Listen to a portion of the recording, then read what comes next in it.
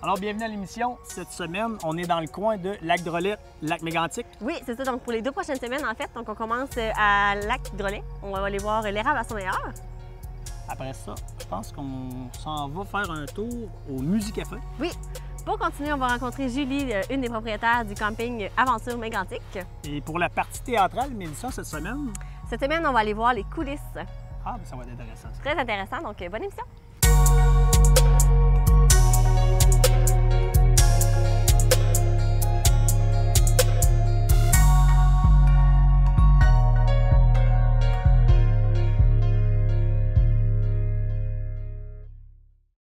Alors, on commence cette émission avec Sophie Dorval. On va aller voir l'érable à son meilleur. Oui, à Lac-Drolet. Donc, il y a plusieurs choses à offrir là-bas, des produits en vente, plus le centre d'interprétation de l'érable.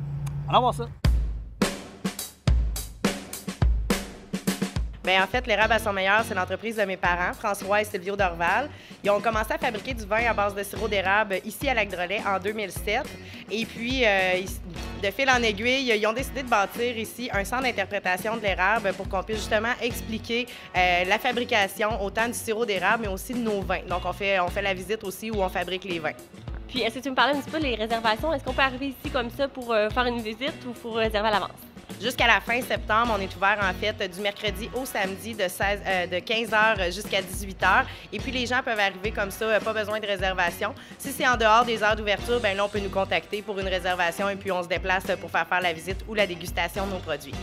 Est-ce que tu peux m'expliquer un petit peu comment se déroulent les visites ici? Bien, en fait, quand on arrive, on a soit le choix de faire la visite guidée ou encore de faire la dégustation des produits ou de faire les deux.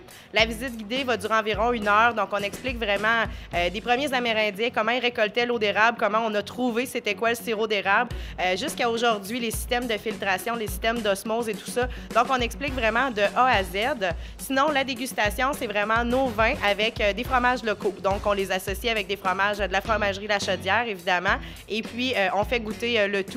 Ça dure environ une vingtaine de minutes.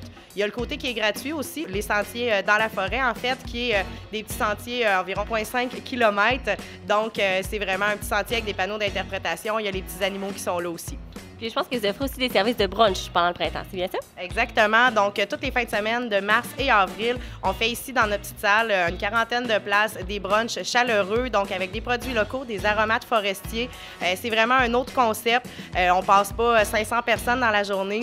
On prend notre temps pour déguster, on prend notre temps pour être à la cabane. Encore là, on fait aussi la dégustation des vins avant le repas. Et puis maintenant, on a un permis d'alcool, donc on peut aussi boire des bières du Québec en mangeant notre repas. Et mis à part les vins, quel autre produit vous avez offert ici?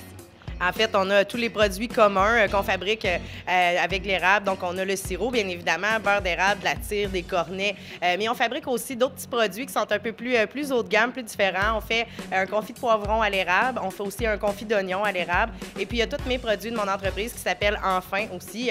Donc, on a des cornichons marinés, des bêtes. On a aussi des fèves marinées, des crotons. Donc, il y a un peu plein de trucs qui se fait avec les aromates forestiers, des produits locaux aussi. Puis, est-ce qu'on peut seulement les procurer ici? Oui, on peut les acheter ici, on peut se les procurer en ligne. Pour ce qui est des vins, ils sont aussi disponibles au marché Lavallée à Lac-Mégantic et au marché public tous les samedis à Lac-Mégantic aussi. Est-ce que tu peux me donner un petit peu plus de détails par rapport aux réservations pour les brunchs? Oui, bien en fait, les brunchs, on affiche sur Facebook à partir de janvier notre menu. Le menu change à chaque année. On y va vraiment avec ce qu'on a cueilli durant l'été, avec ce qui est disponible aussi en plus grande quantité dans la région. Donc, on met le menu en ligne en janvier. On le met aussi un peu partout dans la région, on l'affiche. À partir de là, on prend les réservations. Donc, les brunchs se font vendredi soir, samedi matin, midi soir et dimanche matin et midi. Donc, les gens peuvent nous appeler, réservent pour le nombre de personnes. Ce qui est intéressant que les gens aiment beaucoup, c'est que si vous réservez pour 2 personnes, vous avez votre table à 2. Si vous réservez pour 25, vous êtes les 25 ensemble. C'est ce que les gens aiment beaucoup. C'est vraiment ce qui est le top, ce qui est apprécié de ne pas être assis avec plein d'inconnus, partager justement ses plats avec tout le monde. On le partage avec notre gang. Parfait. Puis dans le fond, on réserve par Facebook, par téléphone, site Internet? Les deux. On peut réserver directement sur Facebook, soit le Facebook de l'érable à son meilleur ou Enfin. On peut réserver par téléphone au 819-582-9772 et par courriel à l'adresse sophie.d@commercial-live.ca. Parfait. Merci beaucoup, Sophie. Merci. Donc, on se donne tous rendez-vous ici à l'érable à son meilleur à Lac-Drolet.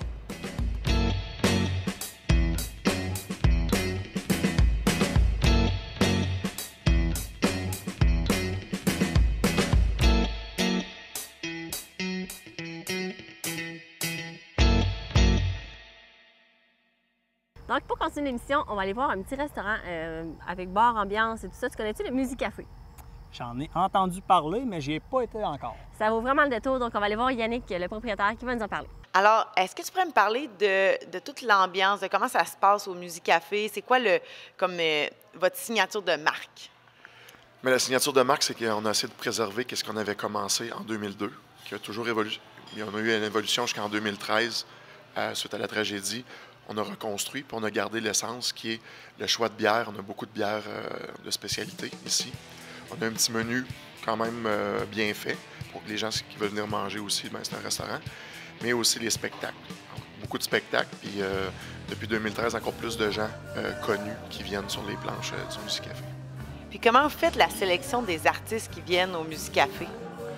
C'est sûr que c'est pas mal moi qui décide de tout ça. Je vais un peu au pif, comme on dit. Mais souvent, je regarde qu'est-ce que les artistes, ces artistes-là qui veulent se présenter chez nous. Comment ça se passe ailleurs où ils ont été, quelques mois avant ou quelques semaines avant. Aujourd'hui, avec Internet, on peut voir un peu tout. Alors, des fois, il y a des groupes qui reviennent sur scène après plusieurs années, plusieurs mois. Bon, c'est-tu le bon timing? On le fait-tu pas? Puis on choisit un peu comme ça. J'imagine que vous regardez aussi le répertoire de chansons qu'ils vont faire, voir si ça fit avec l'ambiance. C'est sûr, le répertoire, mais l'ambiance, elle s'ajuste à peu près à tous les styles. On a eu autant du jazz que du blues, que du rock, du métal, même des fois un peu rap. C'est pas mon style préféré, mais on en met pour tous les goûts. Puis, dans les prochains événements à venir, est-ce qu'il y en a quelques-uns qui vous viennent en tête, qui disent « Ah, ça, il ne faudrait pas manquer ça ». Oui, on a des gros spectacles qui s'en viennent. Il va y avoir plus d'infos sur la page Facebook pour les gens intéressés. Le 22 septembre, cette date-là, je le sais par cœur. C'est un hommage aux Eagles, avec un groupe qui vient de la Floride. Ils viennent au Québec pour quelques spectacles seulement. Ils sont autorisés par les vrais Eagles à venir jouer. Ils ont une feuille de route, les musiciens qui appartiennent à cette formation-là, impressionnante. Ils ont joué à peu près pour tous les groupes connus aux États-Unis des années 60-70.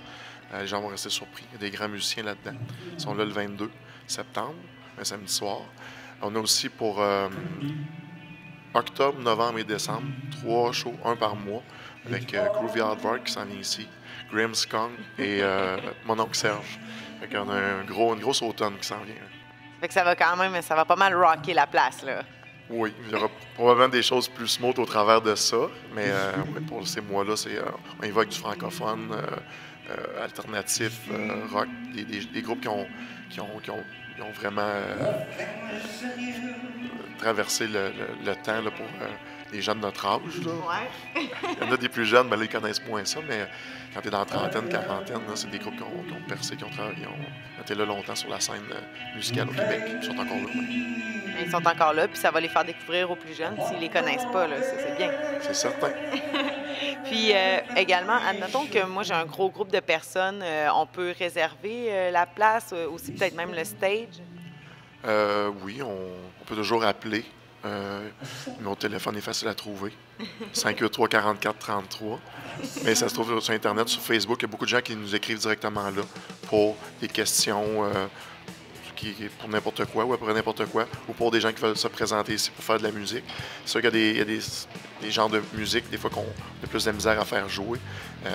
C'est plus difficile, mais on essaie de répondre à tout le monde puis essayer de voir qu'est-ce qu'on peut faire pour satisfaire tous les gens. Puis, c'est combien de places assises à l'intérieur et à l'extérieur? C'est presque 200 places en tout. Okay. Parce que sur la partie intérieure, on a 125 ou 130 places assises. Puis on a une capacité de 150. Et puis à l'extérieur, on a 75 places sur la terrasse arrière. La capacité est 75 pour 75 places. Pour le menu restaurant, c'est quoi vos spécialités, les tops que les gens prennent toujours quand ils viennent ici? C'est sûr que présentement, on a un menu estival qu'on a sorti plus compressé. Là. Il y a moins de choix. On a gardé les meilleurs. Mais, exemple, il n'y a pas 5 sortes de burgers, il y en a un. On a pris le meilleur. Un tartare, un panini, une assiette de pâtes, un sandwich au smoked meat. Il y en a juste un, mais à l'automne, ça revient, le menu complet. Puis il y a plus de choix, c'est ça. Mais les spécialités que le monde aime beaucoup, là, le tartare, Justement, les burgers, qu'est-ce que je viens de nommer un peu, là, les assiettes de pâtes. Il y a des pizzas fines aussi, qu'on joue un peu dans... On joue assez large, mais c'est pas un grand restaurant non plus, mais on se débrouille bien. Parfait. Puis, je vois dans votre carte des bières que vous en avez vraiment beaucoup. Et puis, des bières autant que je connais, puis que je sais qu'ils ne sont pas trouvables partout, puis il y en a d'autres que je ne connais pas. Est-ce que vous pouvez m'en parler un peu plus? Oui, c'est ça. Moi, j'ai toujours travaillé fort sur ce côté-là. C'est quelque chose que j'aimais bien puis qui me passionnait. Alors, c'est sûr qu'on met toujours plus d'énergie. Alors, la carte de bière est peut-être pas parfaite, mais presque. Beaucoup d'importations privées. Beaucoup de bières de Belgique, d'Europe. Mais aussi, on a beaucoup de bières de microbrasserie du Québec. On a des produits en fût qui se retrouvent pas ailleurs. On a une grosse sélection avec Sleeman, Unibrew et Sapporo, qui est notre gros contrat. C'est avec eux autres qu'on travaille le plus. On a à peu près tous leurs produits. Quand ils sortent des nouveaux produits, là, dernièrement, c'est la Autre Chose qui est sortie, une IPA à la pêche. Mais aussi, quelques semaines avant, on a sorti l'éphémère, la nouvelle éphémère fraise-rhubarbe. Alors, quand il y a des nouveaux produits, on les a toujours. On a des lignes en rotation avec eux. On a aussi une ligne avec Pit Caribou de Gaspésie. Une ligne toute de produits spécialisés. On change aussi à peu près à tous les mois, tous les 2 mois. On a des nouvelles sortes qui passent dans cette ligne-là. Ça, c'est en plus des importations privées, style qu'on a présentement, Delirium Traitement en fût, la Fruly, une blanche aux fraises, la Erdinger d'Allemagne. On a aussi la Stiegel Radler d'Autriche, l'original Radler Pamplemousse. Ça, c'est des produits qui ne se retrouvent pas. Il y a 1 ou 2 places à Montréal qui peuvent avoir ces produits-là, sinon c'est ici. Fait qu'on est très, très content d'avoir une belle sélection comme ça. Donc, les amateurs de bière, on va au Musicafé. Puis, même si on n'aime pas la bière, je vois aussi que dans la carte, on a un menu cocktail, donc c'est quand même bien, là. Oui, on a un petit menu cocktail de base. On n'est pas des mixologues, mais on a un petit menu cocktail de base. Puis on a aussi une belle sélection de vins. Oui. On a une belle carte de vin qui change aussi. C'est un peu le même principe. On a des importations dans le vin, puis on travaille avec une seule compagnie. On est bien... ils travaillent très bien avec nous autres, puis ils donnent un bon service. Bien, c'est génial. Bien, je vous remercie. Dans le fond, on va sur la page Facebook du Musicafé si on veut plus d'informations, de l'information sur les spectacles aussi. La page Facebook, le Musicafé. Vous pouvez vous abonner. Les spectacles vont tous passer par là. Tout est écrit. Les menus, quand il y a des promotions aussi, sont là-dessus. Puis on aime ça vous suivre, voir que des fois, on reçoit des messages. C'est bien le fun. Bien, merci beaucoup, Yannick. Merci à vous autres. Alors, on se retrouve au Musicafé.